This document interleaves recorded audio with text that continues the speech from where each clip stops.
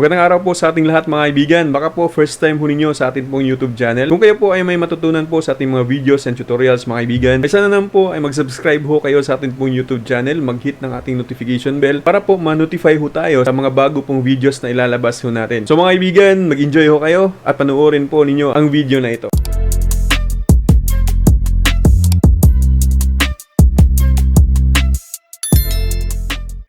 Mga kaibigan, magandang araw po sa inyong lahat. Muli pong nagbabalik ang inyong lingkod, Hailey Comworks. Ngayon mga kaibigan, ay babahagi ko po sa inyo ito pong VLAN setup na gamit ho natin ay mini PC version ng LPB. Yung ating gamit ngayon ay 5v5 na modem na atin pong binago yung firmware na kung saan ay meron ho tayong tutorial ho nito. Kinonfig natin siya as VLAN. So ito namang isa, ito yung IoT ng modem din, hindi siya pwede na i-VLAN. So ang ginawa natin dyan sa video natin, kung nakita ninyo, ginawa natin siyang access point. Magagamit pa din po mga kaibigan. Mas mura ho ito kaysa dito mga kaibigan kung bibilhin natin, kung saan man natin bibilhin yan. So ngayon, ginawa ko siyang access point. Ito yung VLAN natin. Ito yung bridge para sa ating mga access point. At the same time, itong naka-VLAN na modem na ito na 5v5, meron din po siyang SSID. Kung nakita ko ninyo, wala na po tayong ginamit na USB LAN. Diretso na po yan sa atin pong modem na kung saan may meron siyang config na VLAN. Pakita ko sa inyo mga kaibigan. So ganito lang po ang pag-setup po niyan. Dito sa PC natin, papunta po yan dito sa naka-VLAN natin na 5v5, itong modem na ito. Tapos, kahit hindi na po naka-VLAN, ito pong atin pong access point, ay gagana pa din po yung ating piso Wi-Fi sapagkat naka-VLAN na po yung atin pong ginamit na bridge or modem. Maliban lang dun sa switch hub, ay kailangan talagang ang antena ho natin ay naka-VLAN para po gagana kung switch hub ho yung gamit natin. Pero kung ganito, ay hindi na po kailangan na gagamit pa tayo o magko-config pa tayo ng VLAN sa atin pong mga access point. Actually, meron po tayong dalawa na inilagay sa atin pong modem na mga access point. Ito pong TP-Link at saka ito pong IoT na modem ng PLDT na gamit ho natin. At ito naman po maibigan yung ating pong coin slot na kung saan ay yung sa vendor yung kanyang wirings. Naka-combine na po yan dito sa atin pong mini PC. So may sinulat lamang ho ako dito. Ito pong access point natin na ito. Ito po ay, ang pangalan nito ay Highly Access Point po mga kaibigan. At ito naman, ito yung ating, ang SSID name ho nito, itong B5 VLAN ho natin or modem ay Highly Piso Wi-Fi 1 and 2. So dalawa po yan. At ito naman pong isa, ito po ay Highly Tester po ang pangalan nitong TP-Link ko natin na hindi na siya naka-config as VLAN. So ite-test ho natin ngayon mga kaibigan at try ho natin kung lahat po ba yan ay gagana. Okay, so dito ho tayo magsisimula. Ito pong Highly Access Point to 2.4 and 5 GHz. So ito po yung kukunikan ho natin ngayon. Okay, try natin mga kaibigan. So disconnect ko lamang po. Highly Access Point, connect ho tayo. So ayan. Try ho natin na mag-insert coin. So, lalabas po ang ganyan sapagkat sa vendor po na wirings yung ating gamit.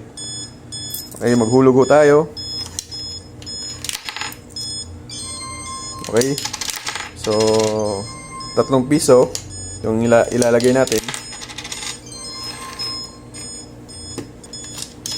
So, yan po mga kaibigan. Successful ho tayo. Done paying lamang ho natin. Done paying. Ayan. So, meron pong 29 minutes and 56 seconds. So, post time lamang natin mga kaibigan. Ngayon, dito naman tayo kukonek sa main modem na meron siyang config na VLAN. Ito pong 5v5. Ang pangalan ho nito ay Highly Piso Wi-Fi. So, dito ho tayo kukonek. Titingnan ho natin mga kaibigan kung mawawala ba yung time or yung credit. So, Highly Piso Wi-Fi. Hanapin lang natin. Ito mga kaibigan, Highly Piso Wi-Fi 1 and 2. Dito tayo sa 1. Connect ho tayo. Ayan, kung mapapansin ho ninyo, nawala po yung time ho natin. From here to dito, ay nawala yung time natin. Kasi po, naglipat ho tayo ng ibang SSID name. So, yun nga, yung sinasabi natin, yung solusyon lang is dapat magkapareho po yung kanilang pangalan para po ay kahit saan po pupunta yung client natin ay hindi ho mawawala yung credit. Okay, so mag-insert coin ho tayo. Lalagyan lang natin mga kaibigan ng piso. So, ayan. Successful ho. So, time paying. Meron po siyang 9 minutes. Ipopost lang natin mga kaibigan. So, ngayon naman, ay pupunta tayo dito sa atin pong TP-Link. Ang pangalan ho ng TP-Link na ito, ay antena na ito ay Highly Tester. So, kukonek tayo mga kaibigan sa Highly Tester. Ito, kukonek lamang ho tayo. So, connected siya, hindi siya automatically nag-pop up. Ito lang pong tipilink ko natin, kaya itatype po natin siya sa Google or sa browser natin mga kaibigan. So, type lang natin ng 10.0.0.1. So, ayan mga kaibigan, wala din po siyang time. I-test po natin.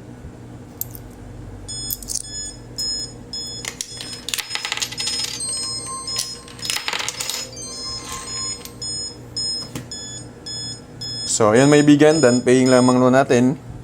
Okay, so ganun lamang po ka-simple yung pong pag-setup ng ating pong VLAN setup mga kaibigan. So, kung bibilihin po niyo mga kaibigan ang kit na ito pong mini PC ho natin, pati po itong naka-VLAN na modem, at saka ito pong atin pong sub-vendor wirings, kasama na po dyan. Hindi po ito kasama mga kaibigan. Kayo na po ang bahala na maglagay po ng mga access point dito po sa ito pong LAN 2 at saka 3. So, kayo na po ang bahala. Kung inyo pong bibilihin mga kaibigan ang unit po na ito, ay mag-message lamang ho kayo sa amin pong Facebook account or Facebook store.